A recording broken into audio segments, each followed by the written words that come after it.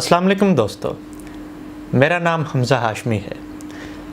दोस्तों, मुझसे बहुत ज़्यादा ये रिक्वेस्ट की गई कि मैं इब्लीस की मजलिस शूरा जो इकबाल की नज़म है उसकी शरह बयान करूं, और आज मैं उसी की शरह बयान करने के लिए इस वीडियो का अहतमाम कर रहा हूं, जिसे दो हिस्सों में तकसीम किया गया है।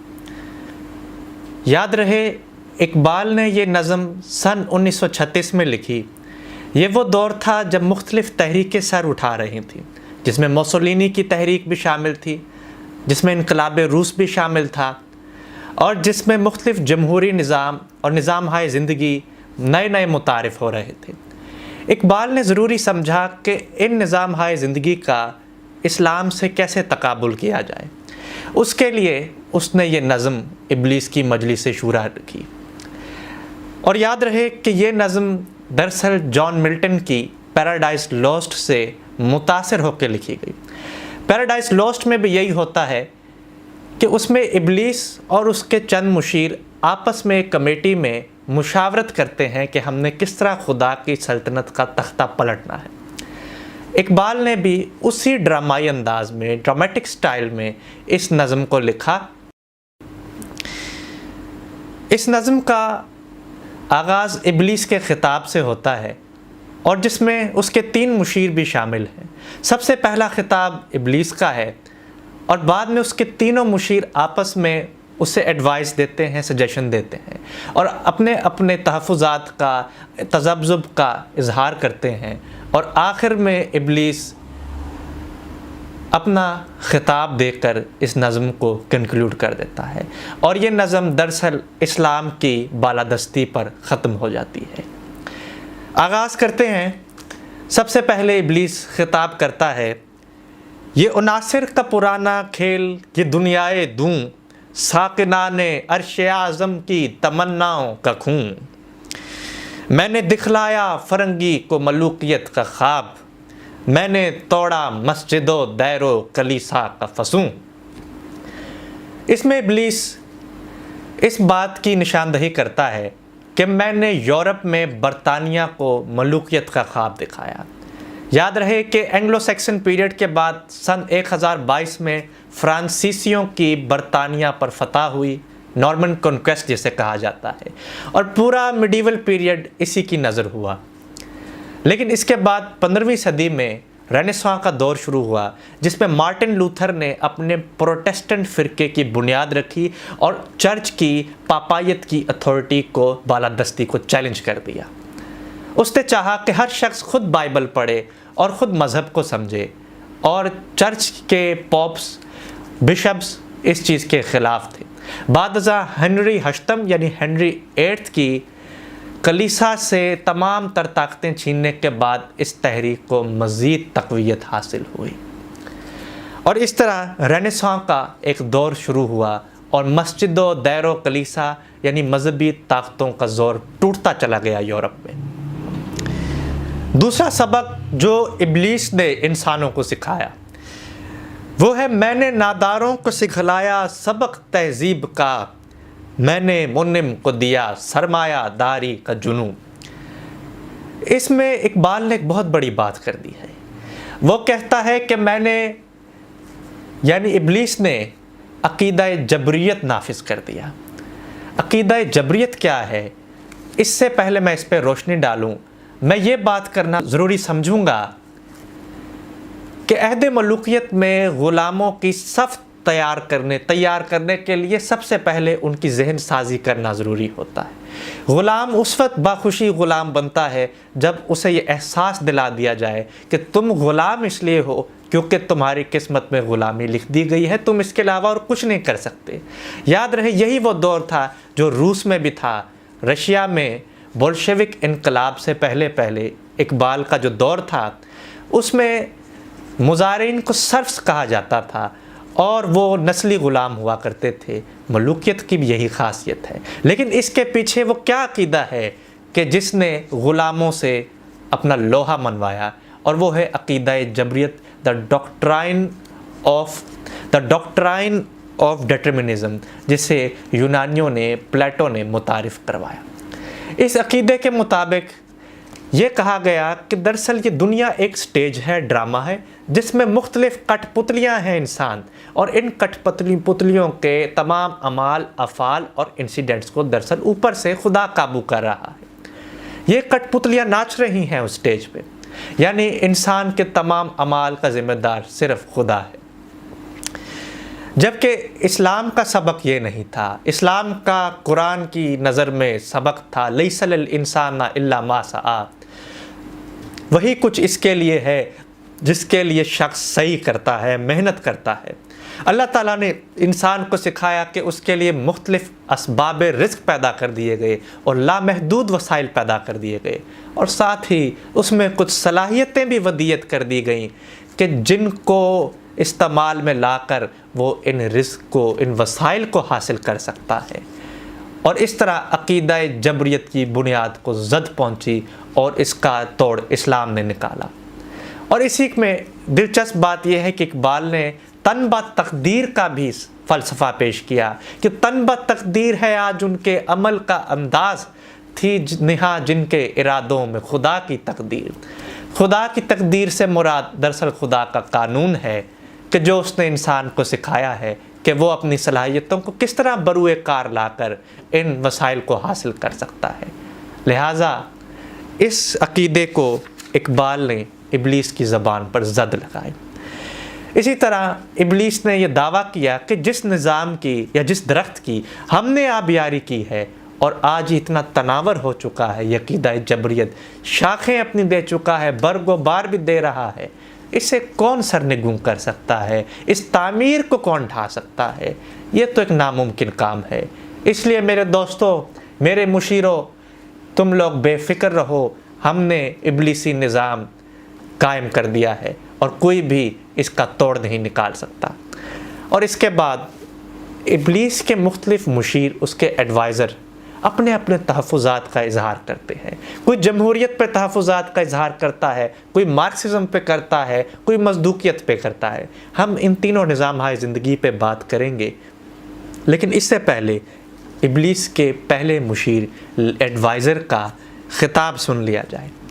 اس میں کیا شک ہے کہ محکم ہے یہ ابلیسی نظام، پختہ تر اس سے ہوئے غلامی میں عوام، ہے ازل سے ان غریبوں کے مقدر میں سجود، ان کی فطرت کا تقاضا ہے نماز بے قیام۔ یاد رہے، غریبوں کے سجود سے مراد دراصل غلامی ہی ہے۔ سجدے کا ایک مطلب سر تسلیم خم کرنا بھی ہے، کیونکہ عہد ملوکیت میں ہر غلام نے اپنے آقا کی خوشنودی کے لیے اس کے ہر حکم کے آگے سر تسلیم خم کیا ہوا تھا۔ اس لیے اقبال نے کہا ان غلاموں کی زندگی میں ہی دراصل ایک مقدر میں سجود ہیں، اور ان کی فطرت کا، ان کی نیچر ایسی ہے کہ نماز بے قیام قائم کرتے ہیں۔ یاد رہے، جو انسان اپنا ضمیر کسی آقا کے آگے گروی رکھے اللہ کے علاوہ، اس کی نماز اقبال کے نزدیک بے قیام ہے، بے روح نماز ہے وہ۔ اقبال نے ہند کے تناظر میں، ہندوستان کے تناظر میں بھی یہ کہا تھا، ملا کو جو ہے ہند میں سجدے کی اجازت، ناداں یہ سمجھتا ہے کہ اسلام ہے آزاد۔ کہ جب تم غلام ہو اور غلامانہ ذہنیت رکھتے ہو تو یہ نمازیں تمہاری کیسے تم اس غلامی سے آزاد کریں گی؟ یہ ہے نماز بے قیام کا تصور۔ ایک اور اس کا مطلب بھی ہے، دوسرا مفہوم، اس کی دوسری تعویل میری نظر میں یہ ہے کہ مسجد میں نماز دراصل یہ سکھاتی ہے، اس چیز کا درس دیتی ہے کہ کس طرح ہم نے، شاہ اور گدا نے ایک ہی صف پہ آ کے کھڑا ہونا ہے، مسجد کی صف میں نہیں بلکہ اس نظام کی صف میں جس کا درس خود اسلام دیتا ہے۔ لیکن کیا ہی افسوس کی بات ہے کہ جیسے ہی ہم اس مسجد کی چار دیواری سے باہر آتے ہیں، عملی زندگی میں قدم رکھتے ہیں، اس نظام میں نظر ڈالتے ہیں، تو ہر جگہ شاہ و گدا کا فرق نظر آتا ہے۔ کیا مجال ہے کہ گدا بیٹھے شاہ کی صحبت میں، اس کی ہمسری اس پریکٹیکل لائف میں ممکن نہیں ہے۔ یہ ہے ایک نماز بے قیام کا تصور۔ اس کے بعد اقبال کہتا ہے طواف و حج کا ہنگامہ اگر باقی تو کیا، कुंद होकर रह गई है मोमिन की तैगे बेनयाम। ये मोमिन की तलवार जो अभी बेनयाम है, ये कुंद होकर रह गई है, इसकी तलवार उसका अमल है। ये तवाफ़ हज का अगर हंगामा चल रहा है तो इससे हमें क्या ख़तरा है? हमारे कारिंदे, ये अमेरिका में IMF, ये बरतानिया में दूसरे कॉमनवेल्थ के लोग बैठे हुए हैं जो दूसरों को अपना ग़ुलाम बनाते हैं, उनके माशी तौर पर फ़ायदा उठाते हैं उनकी मोहताजी का।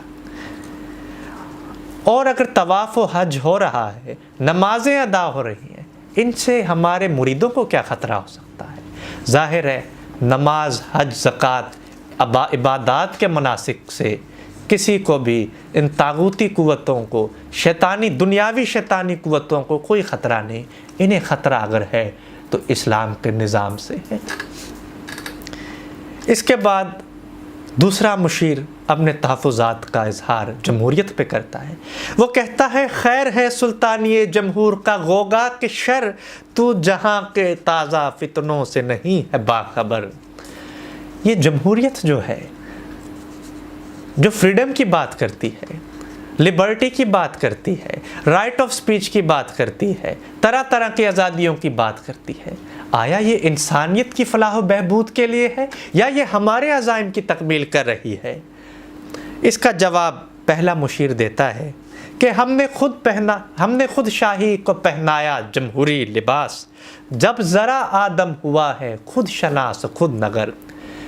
याद रहे, इंसान ने जब सने बलूगत में कदम रखा है, वो नहीं चाहता कि उस पर कोई डिस्पोटिक सिस्टम कायम किया जाए, वो नहीं चाहता कि उस पर अनार्की का क़याम अमल में लाया जाए। कोई भी इंसान ये नहीं चाहेगा कि उसके पाँव पर बेड़ियाँ डाली जाएं, जंजीरें डाली जाएं। वो दौर चला गया है जब बादशाह अपने अवाम के पाँव पे बेड़ियाँ डालते थे, उन्हें मोहताज समझते थे, उन्हें ग़ुलाम तस्वुर करते थे। आजकल ग़ुलामी का तस्वुर जमहूरियत की शक्ल में दिया जा रहा है। और वो किस तरह से, इकबाल कहता है, कारोबार शहर यारी की हकीकत है और है, ये वजूदे मीर सुल्तान पर नहीं है मुनहसर।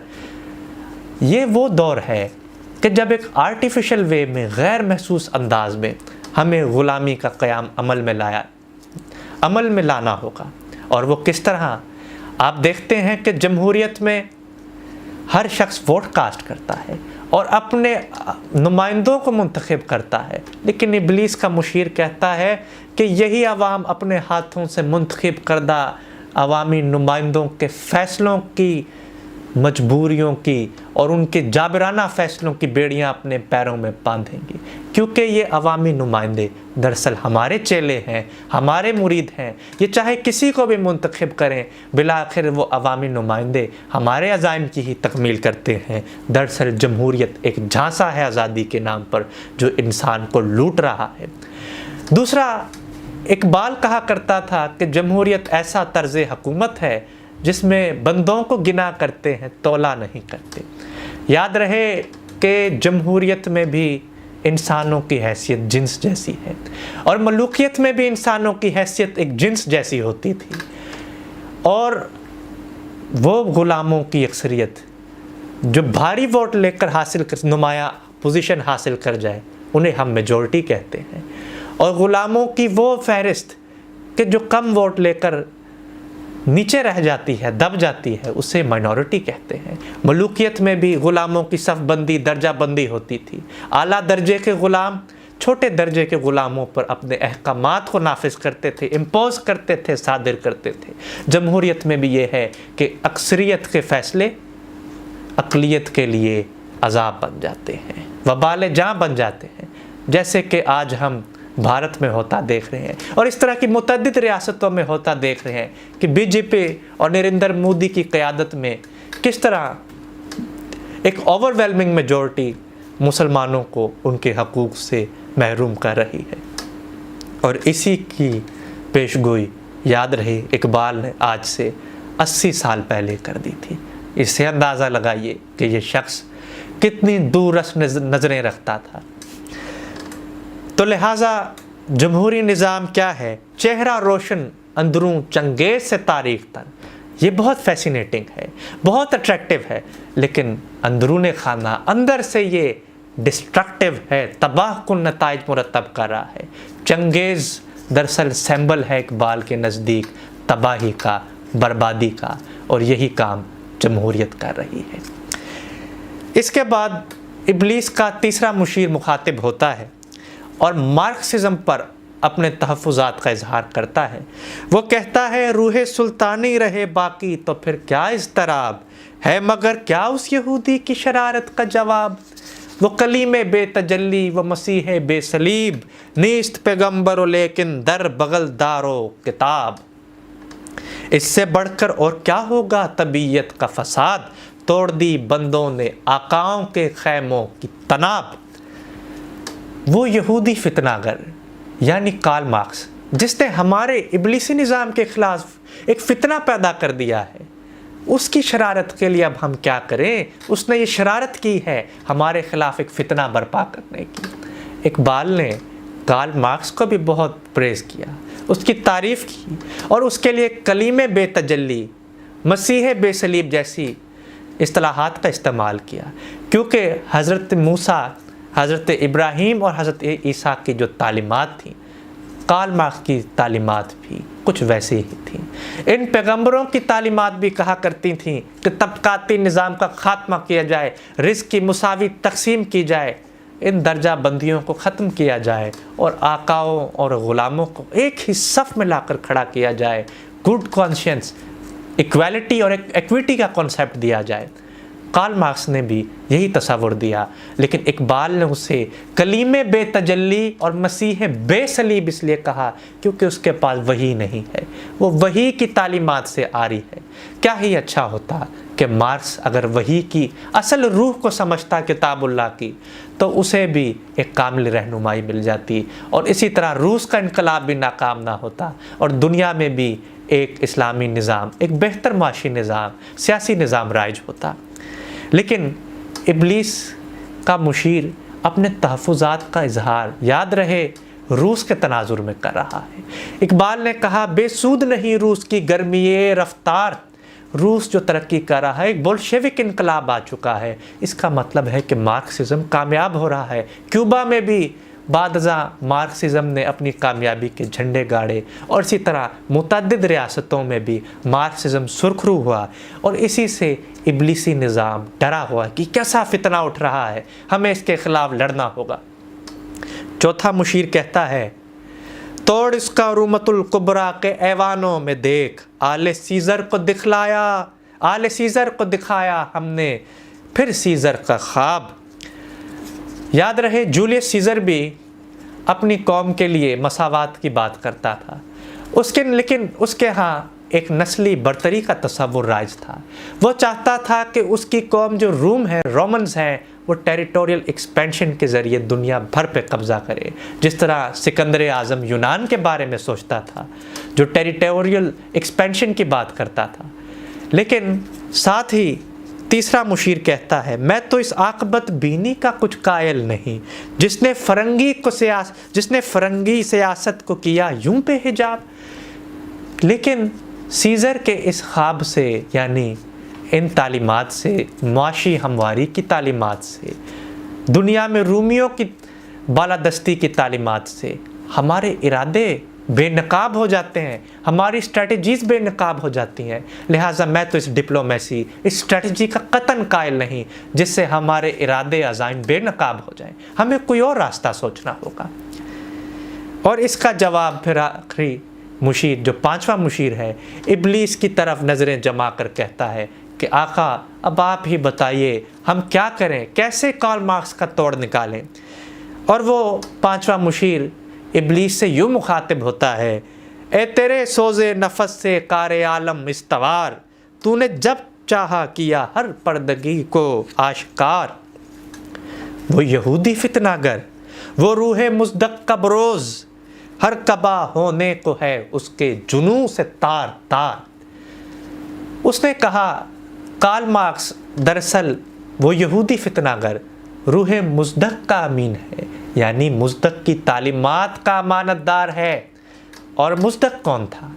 मुज़दक आज से सैकड़ों साल कबल एक ऐसा किरदार था کہ جس نے پہلی بار کمیونزم کو متعارف کروایا، اس نے انسانی مساوات کی بات کی، اس نے شاہ و گدا کے تصورات کو ختم کرنے کا درس دیا، اور نوشیروان کے سامنے جب وہ حاضر ہوا اور اس نے اسے اپنی تعلیمات کے متعلق آگاہ کیا، نوشیروان اس سے بہت متاثر ہوا۔ لیکن بعد ازاں جب نوشیروان کے درباریوں نے مزدق کی تعلیمات کے خلاف نوشیروان کو بہکایا کہ کیسے ممکن ہے کہ ہم طبقات کو برابر کر دیں، مساوات پیدا کریں، رزق کی یکساں فراہمی کریں، کون کھیتی باڑی کرے گا، کون حکومت کرے گا، کون ایڈمنسٹریشن دیکھے گا؟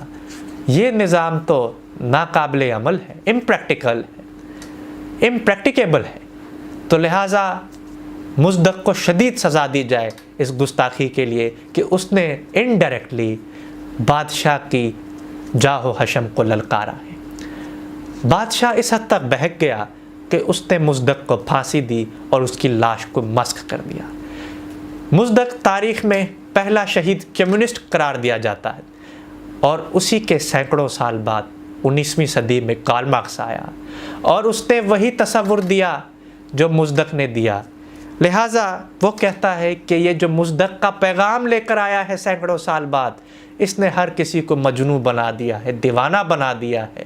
ہر طرف دیوانگی طاری ہے کہ آقاؤں کی تنابوں کو کھینچ کے رکھ دو، ان کے حکومت کو تار و تار کر دو، ان کا تختہ الٹ کے رکھ دو۔ میرے آقا وہ جہاں زیر و زبر ہونے کو ہے، جس جہاں کا ہے فقط تیری سیاست پر مدار۔ یہاں آخر میں ابلیس کا 5واں مشیر اس بات پہ کنکلوڈ کرتا ہے، ان تحفظات کا اظہار کرتا ہے، اس تذبذب کا اظہار کر رہا ہے کہ ان اشتراکی کوچہ گردوں نے، ان کمیونسٹوں نے انقلاب روس لا کر ہمارا تہس نہس کر دیا ہے نظام۔ تو اب جس نظام کی بنیاد، جن سیاستوں اور اسٹریٹجیز کی بنیاد دراصل تیری فہم و فراست پر تھی، اب وہ ختم ہونے والی ہے، اس کا قلع کما ہونے والا ہے۔ اس کے بعد ابلیس سب کو مداوا پیش کرتا ہے اور اپنے تحفظات کا اظہار کرتا ہے کہ اصل میں ہمیں خطرہ کس چیز سے ہے؟ ہمیں نہ خطرہ جمہوریت سے ہے، نہ مزدوقیت سے ہے، نہ مارکسزم سے ہے۔ آخر وہ کون سا نظام ہے پھر جو ہمارے لیے خطرے کا باعث ہے؟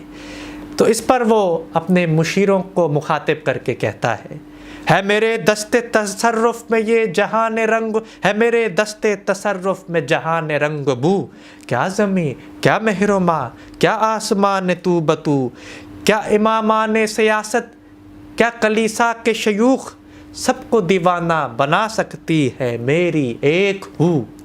وہ کہتا ہے کہ میری طاقت پر تم لوگ شک کرتے ہو، میری طاقت تو وہ ہے کہ جو اس زمین و آسمان کو بہکا کے رکھ سکتی ہے، میری طاقت تو وہ ہے جنہوں نے ان سیاسی لیڈروں کو، ان مذہبی پیشواؤں کو اپنا دیوانہ بنا رکھا ہے، اور میرا صرف ایک اشارہ ہے کہ یہ لوگ میرے لیے کچھ بھی کرنے کو تیار ہے، اپنی جانوں کا نذرانہ تک پیش کر دیں گے، یہ اونچے اونچے ہتھ کنڈوں پہ اتر آئیں گے، یہ طرح طرح کی ہیلا سازیاں اختیار کریں گے۔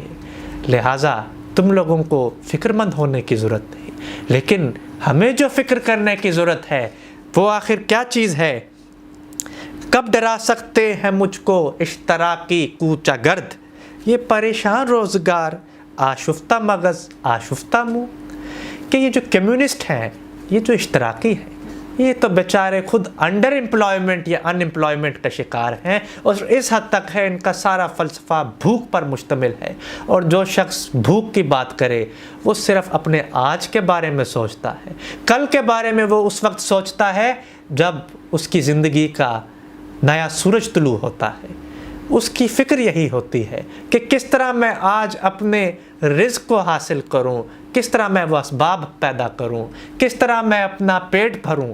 لہٰذا یہ لوگ ویژنری نہیں، ان کا فلسفہ کیونکہ معیشت پر ہے، اور معیشت کا تعلق اس بھوک سے ہے جس کا تعلق صرف ان کی آج سے ہے۔ یہ لوگ کل کے لیے، کل کے بارے میں نہیں سوچتے، یہ لوگ ویژنری نہیں، یہ لوگ مستقبل کو نہیں جانتے، نہ مستقبل کی اسٹریٹجیز بنا سکے۔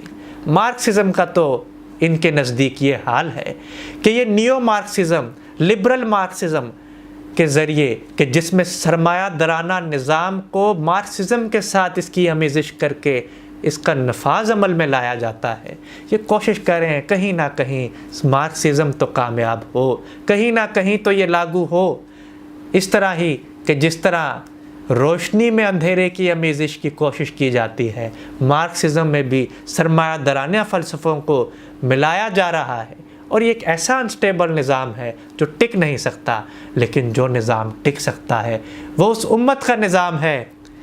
خال خال اس قوم میں اب تک نظر آتے ہیں وہ، کرتے ہیں اشک سحر گاہی سے جو ظالم وضو ہے، اگر مجھ کو خطر کوئی تو اس امت سے ہے جس کی خاکستر میں اب تک ہے شرار آرزو۔ یہ وہ ایسی امت ہے کہ جن کے عزائم اب بھی بیدار ہیں، کہیں کہیں وہ نظر آتے ہیں جن کی آہ نیم شبی میں سوز و گداز ہے، کہیں کہیں وہ باعمل لوگ آج بھی نظر آتے ہیں جن کی نظر مستقبل کے آئینوں میں ہے، جو فردا کو دیکھتے ہیں اور آج اپنے فیصلے نافذ کرتے ہیں، آج ان کی اسٹریٹجیز تیار کر لیتے ہیں، اور آخر میں وہ یہ کہتا ہے، جانتا ہے جس پہ روشن باطن ایام ہے، مصدوقیت فتنہ فردا نہیں اسلام ہے۔ وہ کہتا ہے کہ یہ مصدوقیت، یہ مارکسزم، یہ اشتراکی کوچہ گرد ہمارے لیے خطرہ نہیں، ہمارے لیے اسلام خطرہ ہے، کیونکہ کتاب، اس کا فلسفہ کتاب اللہ پہ استوار ہے، ازل سے کتاب اللہ اور کلام اللہ پر وہ کھڑا ہے، اور کلام اللہ غیر متبدل ہے، اس کا اطلاق کل بھی ویسا ہی ہوتا تھا جو آنے والے وقت پہ کرتا ہے، جو ماضی میں ہوتا تھا، جو ہمیشہ ہوتا رہے گا۔